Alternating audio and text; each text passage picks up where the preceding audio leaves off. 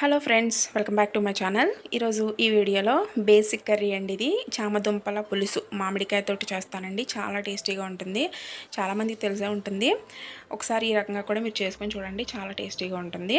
ముందుగా స్టవ్ వెలిగించుకొని నేను కుక్కర్ పెట్టుకున్నానండి. కొంచెం దలసరిగా ఉండే బాండీ అయితేనే బాగుంటుందని చెప్పి అందులో ఒక 4 టేబుల్ స్పూన్స్ ఆయిల్ యాడ్ చేసుకుని ఆనియన్స్ ఒక 2 ఆనియన్స్, ఒక 2 పచ్చిమిర్చి ఇవన్నీ కూడా చిన్న ముక్కల కింద కట్ చేసుకుని ఫ్రై చేసుకుందాం. మూత పెట్టుకుని మగ్గించుకుందాం. ఈలోపు నేను ఫస్ట్ ఉడికించి పెట్టుకున్నానండి చామదుంపలు. ఉడికించి దాన్ని తొక్క తీసేసి పక్కన పెట్టుకున్నాను. ఇవి ఉడకడానికి కొంచెం టైం పడుతుంది కదా. ఇప్పుడు ఇది కొంచెం మగ్గింది కదా, ఉల్లిపాయలు అనేవి కొంచెం మగ్గినవి. ఇందులోనే ఇప్పుడు ఫ్రెష్ కరివేపాకు ఉంటే అది కూడా యాడ్ చేసుకుందాం. పులుసు కదండి, పులుసులో కరివేపాకు వేసుకుంటే చాలా టేస్ట్ అనేది బాగుంటుంది. ఇదంతా కూడా బాగా ఫ్రై చేసుకున్న తర్వాత ఇప్పుడు దీంట్లో వంకాయ ముక్కలు ఉంటాయి కదా, మీ ఇష్టం అండి, వేసుకుంటే వేసుకోవచ్చు, లేకపోతే పర్వాలేదు. కానీ వంకాయ వేసుకుంటే మాత్రం పులుసు అనేది చాలా టేస్టీగా ఉంటుంది. తెల్ల వంకాయలైనా సరే, నల్ల వంకాయలైనా సరే వేసుకోవచ్చు.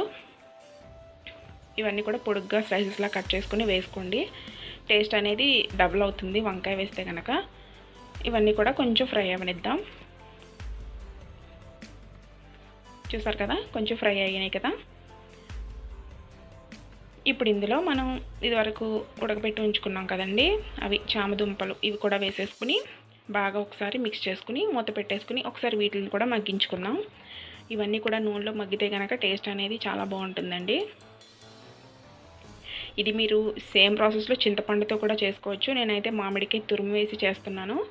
చాలా టేస్ట్ అనేది చాలా బాగుంటుంది.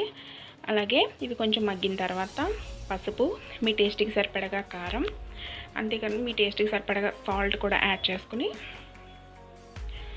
కొంచెం వాటర్ యాడ్ చేసేసుకొని మనం కాసేపు ఉడికించుకుందాం దీన్ని. ఓకే ఫ్రెండ్స్, ఎవరైనా ఫస్ట్ టైం కనుక మన ఛానల్ చూస్తుంటే ప్లీజ్ అండి సబ్స్క్రైబ్ చేసుకోండి. మన ఛానల్లోకి వెళ్ళి చూసిన తర్వాత కంటెంట్ బాగుంది అనుకుంటే కనుక ప్లీజ్ ఫ్రెండ్స్ సబ్స్క్రైబ్ చేసుకోండి. ఇదంతా కూడా ఒకసారి బాగా మిక్స్ చేసుకుందాం. వాటర్ యాడ్ చేసుకుని కొంచెం ఉడికించుకుందామండి దీన్ని. కాసేపు ఉడికిన తర్వాత కొంచెం ఉడుకుతుంది కదా, ఇప్పుడు నేను ఆల్రెడీ మామిడికాయ తురిమేసి పక్కన పెట్టుకున్నానండి. ఇది పల్ప్ మీరు మిక్సీలోనే వేసుకోవచ్చు. నేనైతే తురుముకున్నాను. ఇలా కూడా చేసుకుంటే చాలా టేస్టీగా ఉంటుంది. ఒకసారి ట్రై చేయండి.